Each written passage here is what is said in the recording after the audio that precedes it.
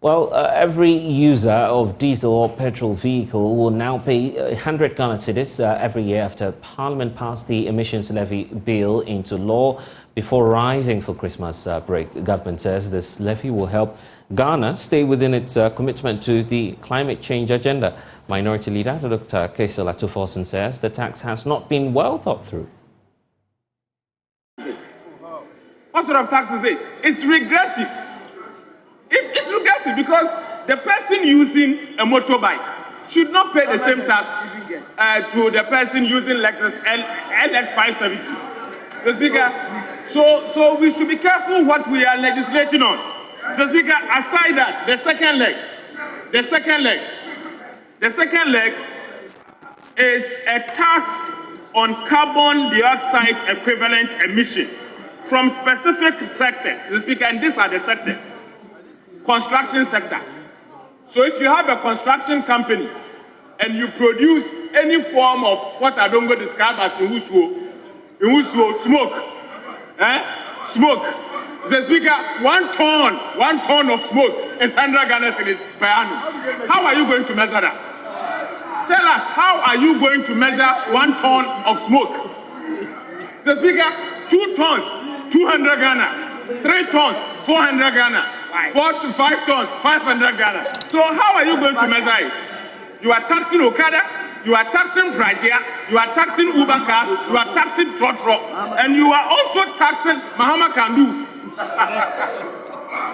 Mahama Kandu, it's called Prajia, it's in the northern Ghana. This tax will not affect only the rich people. This tax will affect the lowest of our society, including the MPP food soldier. The Speaker, this tax is an Okada tax. It's a tax on motorbike. It's a tax on Prajia. Remember, you are going back to your delegates. Tell them about what you are introducing. I believe that this tax is not properly thought through. The mechanism to assess the value or the tonnage of emission that one, based on the sectors, will emit. The Speaker, certainly, I know that it is not available.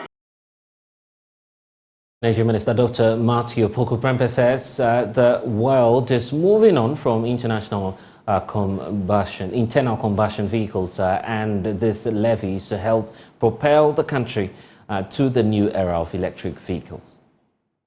By 2030, combustion engines will be outlawed in parts of Europe, where most of our cars come from. We will not get those combustion engines or spare parts to come and repair those cars here. And it will become extremely punitive and even more expensive to even bring such car parts. The whole world is moving. I was with you in COP28. And we all learned the fact that the world is moving. The climate change agenda, Mr. Speaker, was assented to on behalf of Ghanaians by President John Dramani Mahama. And Ghana made its contributions, and it included trying to minimize pollutants. Yes, before the climate warming, if you wouldn't even learn about what is happening in this world, no wonder we are where we are. You are talking about taxing generators. In whose tenure did Ghana become populated with generators? Thank you. Because, so when you have my brothers on the opposite side, blowing both hot and cold, that is what we will have in this country. Under President Mahama, we signed the Paris Climate Accord. The Ghana Private Road and Transport Union, Abasi Morris, joining us for a brief conversation on this. First, though, what's the position of your group on this new levy that's about to come?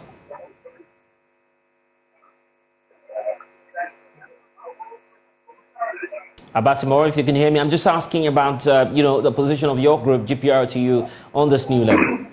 Yeah, good evening and good afternoon to all viewers. Good evening, good afternoon to all viewers. Abbas, if you can hear me, I'm asking what's the position on this emissions levy? Yes, GPRC, we've even written to the Speaker. A letter signed by our General Secretary Godfred Abobiri. We said we felt that is a cheating on our part because already we are paying sanitation and pollution levy 10% on a liter. We are paying on this pollution. Then what another term they use, emission term, different terminology to tax us again. So we've written to the Speaker so that he presents it.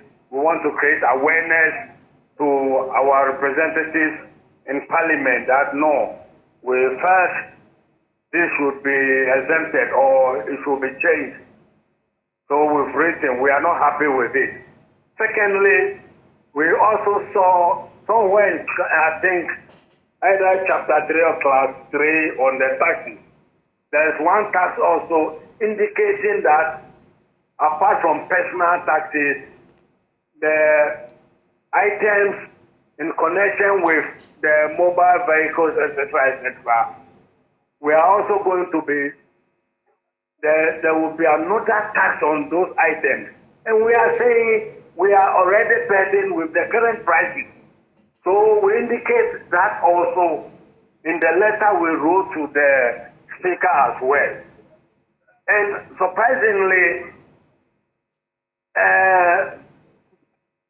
First has also come up with another thing we felt it is bad. If your vehicle breaks down for about a year and you are unable to repair the vehicle, when you are able to repair the vehicle, you are being forced to pay for the period you were not using the vehicle. And if it is, say, for about a year and you have to pay about 100 Ghana cedis, you are going to be punished again. Another 200 for not paying your vehicle license for that period. And we have also talking about that as well. Okay, so in all of this, those in Parliament to defend us, not to destroy our business as well. In all of this, I'm just wondering what the next steps will be. Will this possibly lead to, say, an increment in the transport fares? Come again. Is this likely to lead to an increment in the transport fares? Yes, in the letter we indicated that if nothing is being done about it, we will increase lorry fares not less than 60%.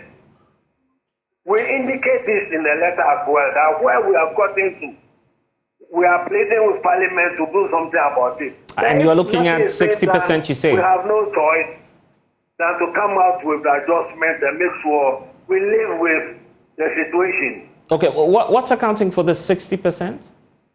Not less than 60%, that is what we said. Yes, I'm asking what's accounting for it, because it's just 100 cedis. Normally, we don't run transport with only these taxes that they are coming up with. We run transport with fuel, spare parts, engine oil, lubricants, etc., etc. Look at the current prices on spare parts.